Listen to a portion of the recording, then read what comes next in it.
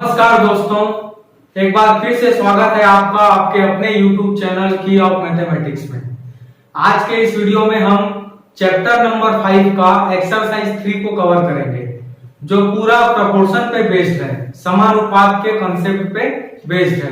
तो हम पहले प्रोपोर्शन के बारे में थोड़ा अच्छे से समझेंगे, फिर एक्सरसाइज 3 के क्वेश्चन को करेंगे। ठीक है, तो बेसिकली हमने लास्ट वीडियो में देखा था कि प्रोपोर्शन जो होता है, ठीक है, वो रिलेशन होता है किसके बीच? दो इक्विवेलेंट रेशियो के बीच। ठीक है, तो हम यहां पर दो इक्विवेलेंट रेशियो ले लेते हैं।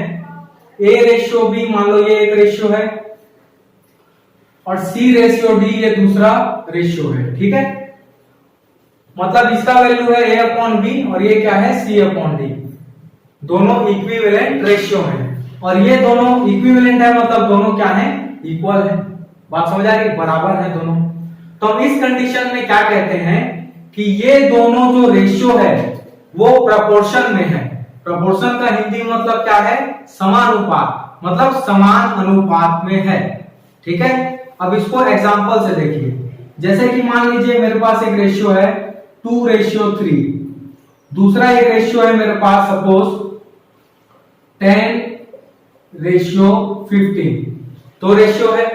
अब एक बार चेक कर लेते हैं क्या ये दोनों रेशियो इक्वल हैं। तो इसका वैल्यू है 2/3 और ये है 10/15। इसको मैं 5 से कैंसिल करूं तो 5 2 जा 10, 5 3 जा 15। ये भी 2/3 है, मतलब ये दोनों फ्रैक्शन क्या थे? इक्वल थे, मतलब इक्विवेलेंट रेशियो थे। ठीक है, तो इस कंडीशन में हम लोग क्या करते हैं, इसको एक बार क्रॉस मल्टीप्लिकेशन कीजिए। a इंटू डी क्या होगा? AD is equal to B into C BC। ठीक है, ये एक फार्मूला बन जाता है। ठीक है, और ये A B C D ये प्रोपोर्शन में कहलाते हैं। ये जो नंबर्स हैं आर इन प्रोपोर्शन। अगर कोई दो रेशियो इक्वल है, मतलब इक्विवेलेंट रेशियो है, तो उनके जो टर्म्स हैं A B C D, ये टर्म्स जो है वो किस में कहलाते हैं? प्रोपोर्शन में कहलाते हैं। ठीक है, और इसका सबूत क्या होता है? तो ये रहा सबूत। देखो यहां पर मैंने क्या किया है? A और D को मल्टीप्लाई किया है। ठीक है, और एक चीज और, जब दो रेशियो प्रोपोर्शन में होते हैं तो यहां पर इसके बीच में साइन लगता है इस तरीके से। ठीक है, A ratio B proportion C ratio D। बात समझ आ रही है ना? तो यहां पर हम इस पहले वाले टर्म को इस लास्ट वाले टर्म से पहले मल्टीप्लिकेशन किए। देखो A इंटू डी, पहला टर्म और लास्ट टर्म, और ये जो पहला और ये लास्ट टर्म जो होता है इसे हम कहते हैं एक्सट्रीम। क्या कहा जाता है? एक्सट्रीम। तो यहां पर हम एक्सट्रीम्स का प्रोडक्ट कर रहे हैं। ठीक है, मल्टीप्लिकेशन कर रहे हैं, तो प्रोडक्ट ऑफ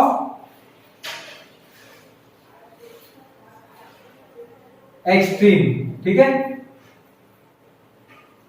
इक्वल टू, यहां पर क्या है? B और C। तो B और C कहां पे है? यहां और यहां पर है, ये दोनों B और C है। ठीक है, ये दोनों बीच में है, मिडिल में है, तो इसको कहते हैं मिडिल टर्म, प्रोडक्ट ऑफ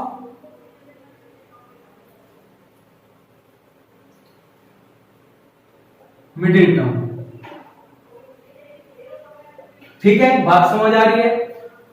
अगर कहीं पर भी प्रोडक्ट ऑफ एक्सट्रीम और product of middle term equal है, इसका मतलब जो नंबर्स हैं वो किसमें है? प्रोपोर्शन में है।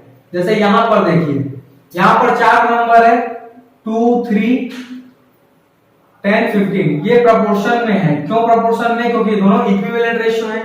तो यहां पर देखिए इनका जो फर्स्ट और लास्ट टर्म है इसका आप इंटू कीजिए, 2 इंटू 15, यहां पे रख के देखिए 2 इंटू 15, पहला और लास्ट टर्म का इंटू प्रोडक्ट ऑफ एक्सट्रीम, और मिडिल वाले क्या है? 3 और 10। तो अब इनका मल्टीप्लिकेशन कीजिए, 3 इंटू 10, मतलब प्रोडक्ट ऑफ मिडिल टर्म। अब कैलकुलेट कीजिए तो ये भी 30 आ जाएगा और ये भी 30 है, मतलब दोनों क्या है? इक्वल है। मतलब इस कंडीशन में प्रोडक्ट ऑफ एक्सट्रीम और प्रोडक्ट ऑफ मिडिल टर्म क्या है? इक्वल है। मतलब ये नंबर जो है 2 3 10 15, ये नंबर जो है प्रोपोर्शन में है। ठीक है, आर इन प्रोपोर्शन। ठीक, किसी केस में अगर प्रोडक्ट ऑफ एक्सट्रीम और product of middle term equal नहीं आता है, अभी तो इक्वल आया तो प्रोपोर्शन हुआ, अगर इक्वल नहीं आता तो वो चारों नंबर जो है वो प्रोपोर्शन में नहीं कहलाएंगे। बात समझ आ रही है? अब हम देखेंगे 3 नंबर्स का रेशियो। ठीक है,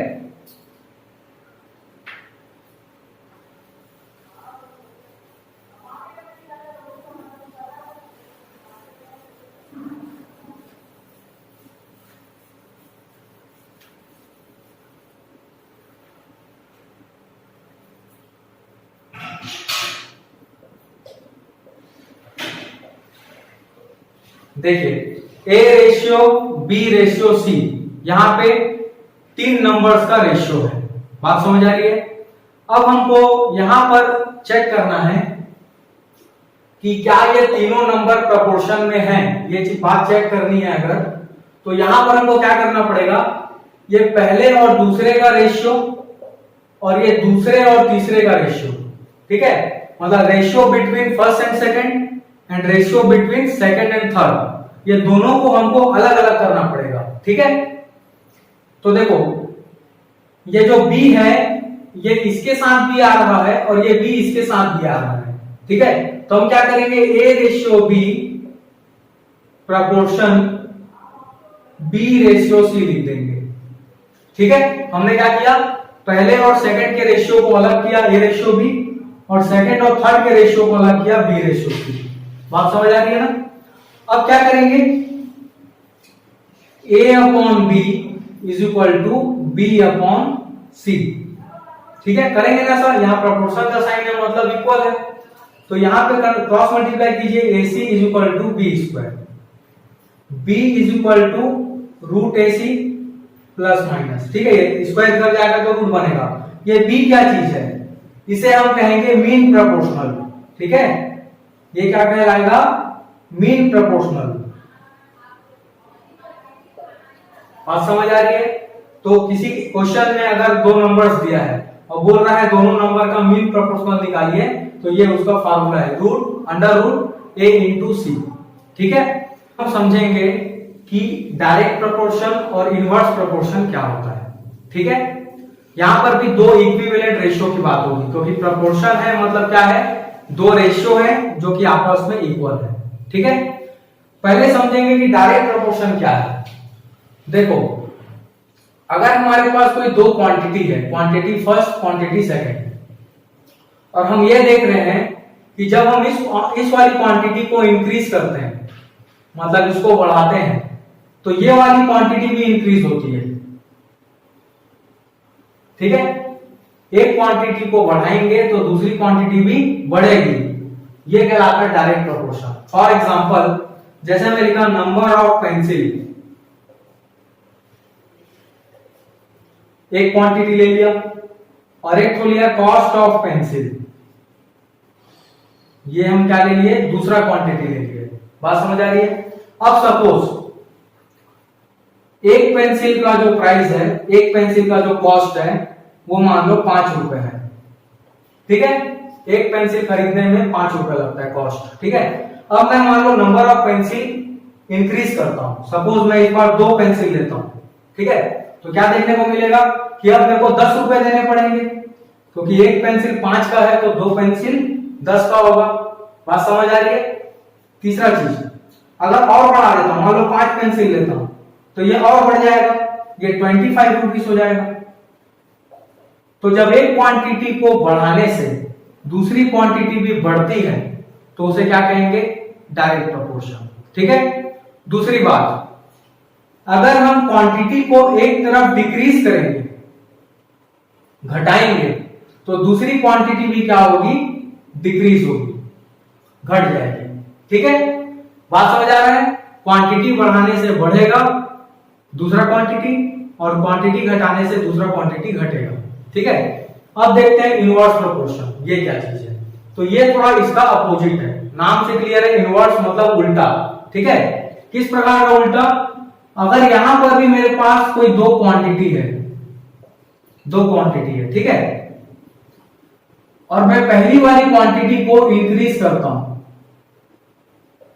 तो इस कंडीशन में क्या होगा, सेकेंड वाली क्वांटिटी डिक्रीज हो जाएगी। ठीक है, एक क्वांटिटी बढ़ाओगे तो दूसरी वाली घट जाएगी। बात क्लियर है? और इसी का उल्टा भी ले लो, अगर इसको हम डिक्रीज करते हैं, पहली क्वांटिटी को डिक्रीज करते हैं तो दूसरी क्वांटिटी बढ़ेगी। ठीक है, इंक्रीज होगी। बात समझ आ रही है? अब इसका एक एग्जांपल देखेंगे।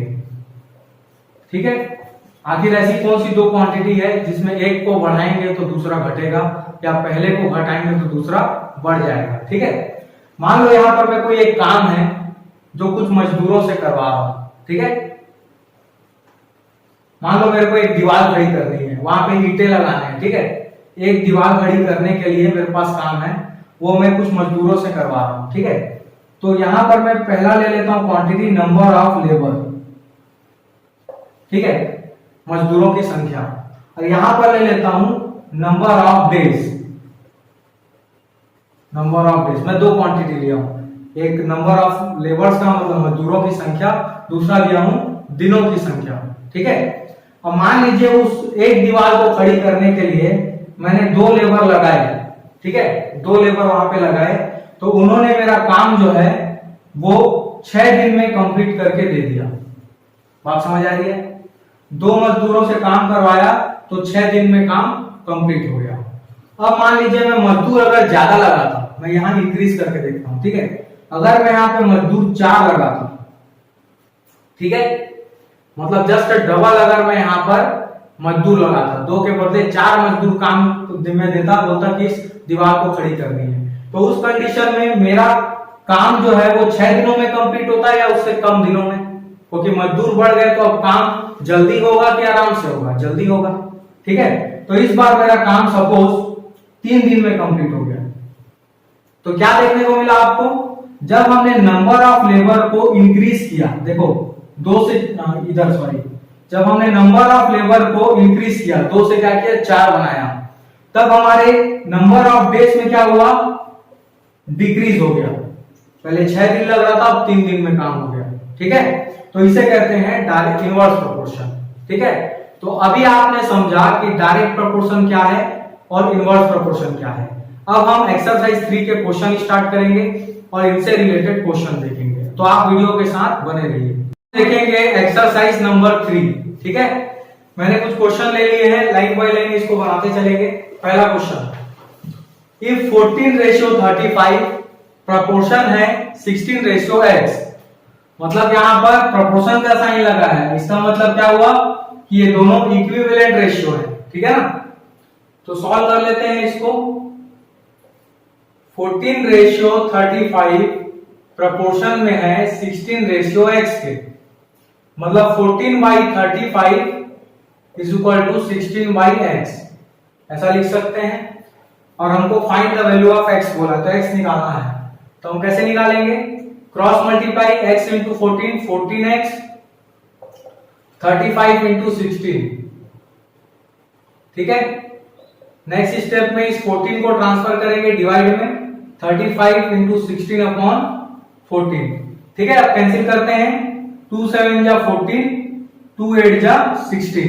ठीक है, 7 1 जा 7, 7 5 जा 35, तो x इज इक्वल टू कितना आ गया, 5 8 जा 40।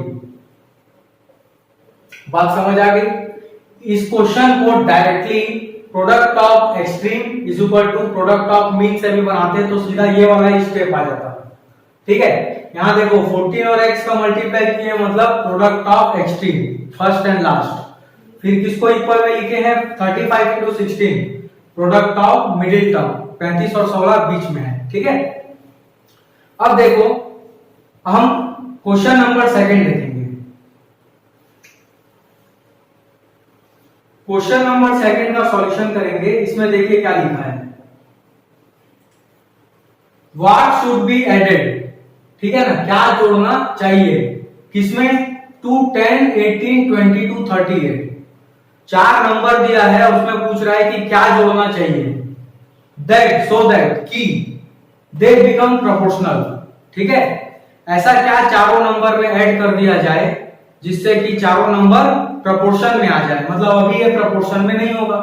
सपोज हमको चेक करना है, देखो यहां पर चार नंबर क्या लिखा है, 10, 18, 22 एंड 38।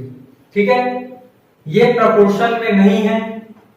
क्यों नहीं है, देखो यहां पर आप प्रोडक्ट ऑफ एक्सट्रीम करो, 10 इंटू 38 कितना होगा, 380। ठीक है, 18 इंटू 28 करो, कितना आएगा, 18 टू जा 36, 6, 18 टू जा 36 एंड 3 39। ठीक है, दोनों इक्वल नहीं आया, बराबर नहीं आया। मतलब प्रोडक्ट ऑफ एक्सट्रीम और प्रोडक्ट ऑफ मीन बराबर नहीं है। इसका मतलब ये चारों नंबर प्रोपोर्शन में नहीं है। इसीलिए क्वेश्चन बोल रहा है कि इसमें क्या ऐसा जोड़ें इसमें जिससे कि ये प्रोपोर्शन में आ जाए। मतलब प्रोडक्ट ऑफ एक्सट्रीम और प्रोडक्ट ऑफ मीन बराबर हो जाए। तो देखो इसको कैसे बनाना है, मान के चलते हैं इन चारों नंबर में लेट करते हैं कि हम इसमें x को ऐड करते हैं। x should be added. x कोई नंबर है, पता नहीं वो नंबर क्या है, हम इसको मान के चलते हैं इसमें सभी में इसको ऐड कर देते हैं। 10 प्लस x और दूसरा क्या है 18 प्लस x और इधर क्या बनेगा 22 plus x ratio 38 plus x। देखो सभी में मैंने क्या किया, x को ऐड कर दिया और ये मान के चल रहा हूं कि जैसे ही मैं इसमें x ऐड करूंगा तो दे बिकम प्रोपोर्शनल। ठीक है,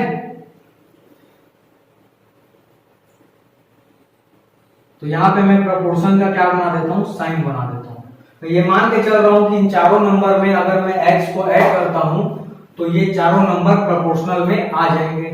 तो अब हम इसको सॉल्व करके x को फाइंड करेंगे। ठीक है, तो इसको मैं क्या लिख सकता हूं, 10 प्लस, या डायरेक्ट यहां पे ये लगा सकते हैं, प्रोडक्ट ऑफ एक्सट्रीम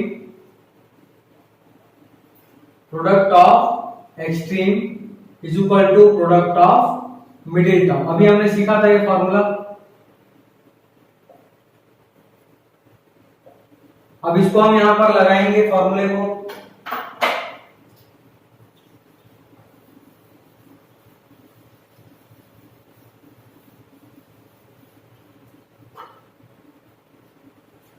देखिए प्रोडक्ट ऑफ एक्सट्रीम मतलब फर्स्ट वाला टर्म और लास्ट वाला टर्म है ना।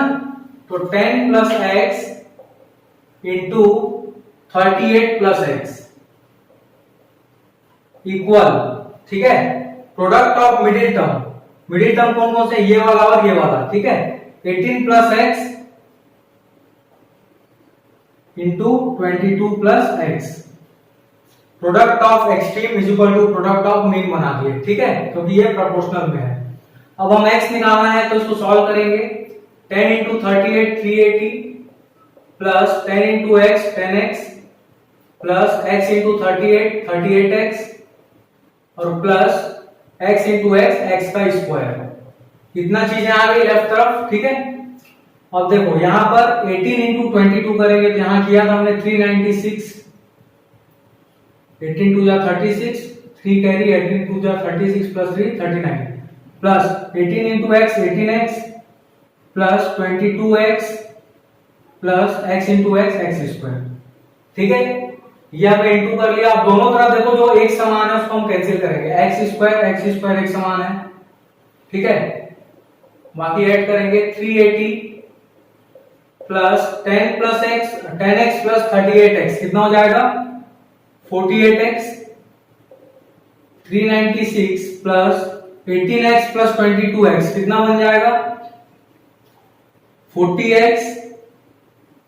अब x को एक तरफ कर देंगे, 380 उधर ट्रांसफर करेंगे, इधर पहले कौन है 48x, 40x इधर आएगा minus 40x is equal to 396 यहां पर है, 380 ट्रांसफर होगा तो कितना बनेगा माइनस 380। ठीक है, अब देखो दोनों 48x माइनस 40x कितना बनेगा 8x is equal to 396 minus 380 कितना आ जाएगा 16। 8 डिवाइड होगा तो x is equal to 16 by 8 मतलब ये आ जाएगा x की वैल्यू फाइनली क्या आ गई, 2 आ गई। ठीक है, मतलब ये हुआ कि अगर हम इन सभी नंबर में 2 को ऐड करेंगे, ठीक है, उस समय हमने x लिया था क्योंकि पता नहीं ऐसा क्या ऐड करने से प्रोपोर्शनल बनेगा, तो x ले लिए थे। अब x निकल चुका है, तो ये रिजल्ट बताता है कि इस चारों नंबर में अगर 2 सब में ऐड कर दिया जाए तो ये प्रोपोर्शनल में आ जाएगा। ठीक है, अगर आप वेरीफाई करना चाहो तो सब में आप 2 ऐड करके चेक कर लो।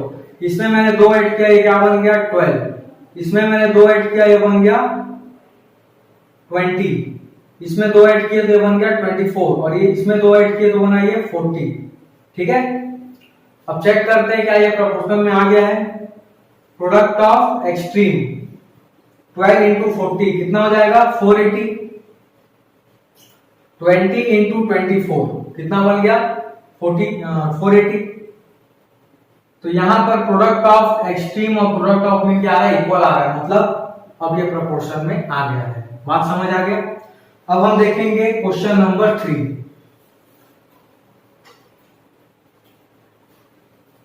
क्वेश्चन नंबर 3 देखेंगे अब, सॉल्विंग 3। देखो, find x if 1 plus x ratio 3 plus x ratio 6 plus x.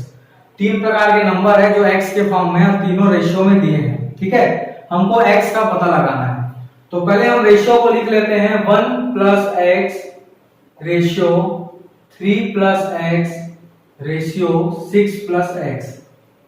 ठीक है, 3 रेशियो को हमको क्या करना है, पहले और दूसरे रेशियो को अलग करना है और दूसरे और तीसरे का रेशियो अलग करना है। तो हम इसको दोनों के साथ अलग अलग ले लेंगे। 1 plus x ratio 3 plus x proportion 3 plus x ratio 6 plus x. ठीक है ना, ये मीन प्रोपोर्शनल जो होता है दोनों में टूट जाता है। अब यहां पर हम क्या करेंगे, product of mean is equal to product of extreme. तो पहला और लास्ट टर्म का इंटू, तो 1 plus x into 6 plus x is equal to 3 plus x into 3 plus x. क्या बन जाएगा 3 प्लस एक्स का होल स्क्वायर, इंटू होने से 1 6 जा 6, 1x इंटू एक्स आ जाएगा, और यहाँ पे x into 6 6x plus x into x x square, 3 का square 9 plus x square plus 6x। ठीक है, इसको हमने a प्लस बी के होल स्क्वायर से ब्रेक किया, दोनों तरफ x स्क्वायर कैंसिल हो रहा है, 6x भी कैंसिल हो गया। ठीक है, क्या बचा है यहाँ पे सिर्फ x, और वहां पे है 9, और ये 6 उधर जाके ट्रांसफर होगा तो -6, तो 9 - 6 बन जाएगा कितना 3। ठीक है, तो ध्यान से देखिए, इसका आंसर क्या आ गया 3, मतलब इस x की वैल्यू होगी 3। ये बात समझ आ गई। अब क्वेश्चन नंबर 4 को देखिए। क्वेश्चन नंबर 4 किस तरीके से सॉल्व, देखिए हमने लाइन से फर्स्ट क्वेश्चन, सेकंड, थर्ड तीनों को कवर कर लिया। अब क्वेश्चन नंबर 4 में आ गए हैं, और ये बेस्ड है डायरेक्ट प्रोपोर्शन में। ध्यान से देखेंगे, if the cost of 29 books, 29 books की जो कॉस्ट है वो है 783 रुपीज। ठीक है, if the cost of 29 books is rupees 783, तो पूछ रहा है कि then how many books can be purchased in rupees 2214, मतलब 2214 रुपए में कितने बुक्स खरीदे जा सकते हैं।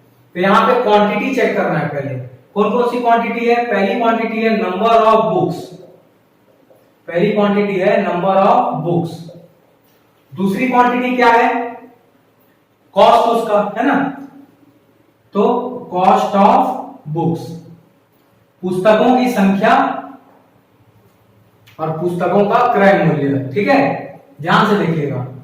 तो पहला क्या बताया है, पहले ये देख लीजिए क्या ये डायरेक्ट प्रोपोर्शन है या नहीं। यहां पर अगर आप बुक्स की संख्या बढ़ाओगे तो कॉस्ट अपने आप बढ़ेगा ना, मतलब यहां पर अगर ज्यादा बुक, एक बुक खरीद रहे हैं तो मान लो 10 रुपए लग रहा है, तो 10 बुक खरीदेंगे तो 100 रुपए लगेगा। क्वांटिटी बढ़ाने से दूसरी क्वांटिटी बढ़ेगी, तो ये डायरेक्ट प्रोपोर्शन है। तो देखो इसको सॉल्व कैसे करना है। 29 बुक पर हम लोग को कॉस्ट कितना पड़ रहा था 783। ठीक है ना, number of books and cost of books, 29 book का कितना कॉस्ट 783। तो इसका क्या पूछना है, तो कितनी बुक्स का कॉस्ट इतना रुपए होगा, 2214 रुपए होगा। तो हम ये मान के चलते हैं कि एक्स बुक्स का जो कॉस्ट है वो 2214 रुपए होगा। ठीक है, अब इसको हम लोग रेशियो के फॉर्म में लेंगे और इक्वल बना देंगे। ठीक है, प्रोपोर्शन में लेंगे इसको। ध्यान से देखिएगा क्या किया, यहां पर कॉस्ट नंबर ऑफ बुक्स 29 था तो कॉस्ट कितना है 783। तो हमने ये मान लिया कि एक्स बुक खरीदने से इतना कॉस्ट लगेगा। अब इस एक्स का पता लगाना है तो सॉल्व करेंगे। इसको पहले क्रॉस कर लो, 29 इंटू 22 14 x इंटू 783 का इंटू में x हो जाएगा। अब इसको हम डिवाइड करेंगे, 29 इंटू 22 14783। ठीक है, यहां तक हम पहुंच गए। अब देखो हम क्या करेंगे, यहां कैंसिल करना है। देखो 3 2 जा 6, 3 6 जा 18, 3 1 जा 3, 3 7 जा 21, 1 यहां पे आ गया, 3 3 जा 9 और 3 8 जा 24। ठीक है, ये आपको आता होगा मल्टीप्लिकेशन किस तरीके से करना है, डिवाइड। अब यहां पर देखो इसके आगे 3 8 जा 24 और 3 7 जा 21, करेक्ट है। 3 2 जा 6 और यहां से कितना हो जाएगा, 3 4 जा 12 और 3 6 जा 18। ठीक है, अब यहां से भी कैंसिल कर सकते हैं, 29 1 जा 29, 3 जा 87। ठीक है, 29 3 जा 87। अब ये और कैंसिल हो सकता है, 3 1 जा 3, 3 8 जा 24 और 3 2 जा 6। तो देखो सब कैंसिल होने के बाद फाइनल रिजल्ट क्या मिला, 82। x is equal to 82। मतलब अगर 29 बुक्स की कॉस्ट 783 है तो x बुक की कॉस्ट जो है 2214 लिए थे, तो ये x कितना है 82। तो मतलब 82 बुक्स की कॉस्ट 2214 रुपए होगा। ठीक है, तो इस तरीके से हमने इस एक्सरसाइज से 4 क्वेश्चन कवर किया। अब हम इनवर्स प्रोपोर्शन के क्वेश्चन को देखेंगे। अब हम क्वेश्चन नंबर 5 देखेंगे जो कि इनवर्स प्रोपोर्शन पे बेस्ड है। ठीक है, देखते हैं। A task is completed by 45 laborers in 24 days if they work 6 hours per day। यहां पर एक बात खत्म होती है, पर इस बात में उसने क्या कहा कि एक काम है जो कि 45 मजदूर कंप्लीट करेंगे 24 दिन में और एक दिन में सिर्फ 6 घंटा काम होगा। ठीक है, ये रही पहली बात। पहली बात में सिर्फ इतना बताया गया कि अगर 45 मजदूर लेकर 24 दिन तक पर डे 6 आवर्स अगर वर्क करवाते हैं तो एक टास्क जो है वो कंप्लीट होता है। तो आगे बोलता है how many labours will be needed to complete the task in 15 days if they work for 8 hours every day. मतलब अगर मैं उसी काम को, सेम काम को, मतलब सेम टास्क को अगर मैं 15 दिनों में कराता हूं, ठीक है, और पर हर दिन 8 घंटा काम होगा, पहले 6 घंटा हो रहा था, 8 घंटा होगा। ठीक है, अगर इस रेशियो में मैं काम कराता हूं तो लेबर्स कितने लगेंगे, हाउ मेनी लेबर्स, ये हमारा प्रश्न है। तो देखो इस प्रश्न को बनाने के लिए सबसे पहले हम 2 क्वांटिटी डिसाइड करते हैं यहाँ पे क्या क्या है। ठीक है, तो सॉल्यूशन में हम यहां लिख लेते हैं, एक तो है नंबर ऑफ लेबर्स। ठीक है, और यहां पे टाइम को इसने दिन में भी बताया है और पर डे हावर के हिसाब से भी बताया है। तो हम एक काम करते हैं, इसको दूसरा क्वांटिटी नंबर ऑफ हावर्स लिख लेते हैं। ठीक है, 2 क्वांटिटी ले लेते हैं। मजदूर बढ़ाने से कम समय लगेगा, मजदूर घटाने से ज्यादा समय लगेगा। ये अपने को क्लियर है इनवर्स में। तो हम यहां पर देखो पहली चीज लिखते हैं, पहले नंबर ऑफ लेबर्स कितने थे, 45 लेबर। तो यहाँ 45 लेबर से हमने काम कराया। ठीक है, यहां पे इस तरीके से हम बना लेंगे, 45 लेबर से काम कराए तो जो जितना समय लगा वो समय को देखो, समय क्या लगा 24 दिन और पर डे 6 आवर, मतलब 24 इंटू 6 4 जा कितना 40, 24 और 6 2 जा 12 प्लस 2 14, 144 आवर्स, ठीक है। 45 मजदूरों ने 144 घंटे में काम को खत्म किया। डेज भी दिया था और आवर्स भी दिया था, तो हमने कंप्लीटली आवर्स में निकाल लिया कि कितने घंटे काम हुआ है 24 दिन में। तो 24 दिन में 144 घंटा काम हुआ है। तो इसको हम लोग को ऊपर यहाँ पे नहीं लिखना है, क्योंकि ये इनवर्स प्रोपोर्शन है। देखो, जब कोई चीज प्रोपोर्शन में रहेगी, डायरेक्ट प्रोपोर्शन में, तो वो इस तरीके से होगी।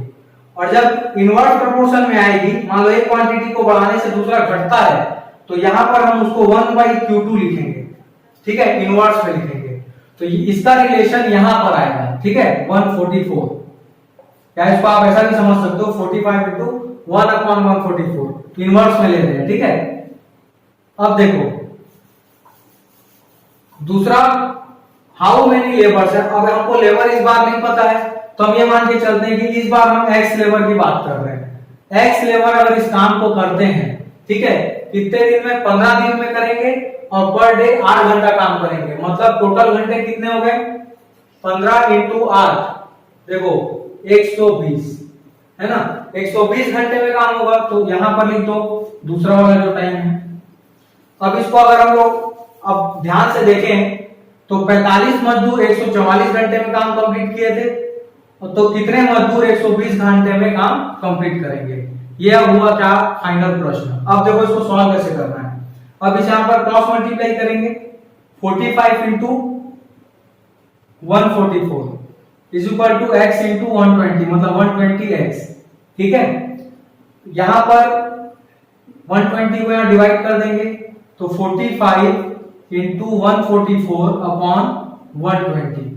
अब सॉल्व करेंगे, देखो 12 1 जा 12 और ये हो जाएगा 12 12 जा 144, ठीक है। 5 2 जा 10, 5 9 जा 45, 2 1 जा 2 और 2 6 जा 12। तो x कितना आ गया? 9 मल्टीप्लीकेशन 6, मतलब हो गया 54 लेबर्स।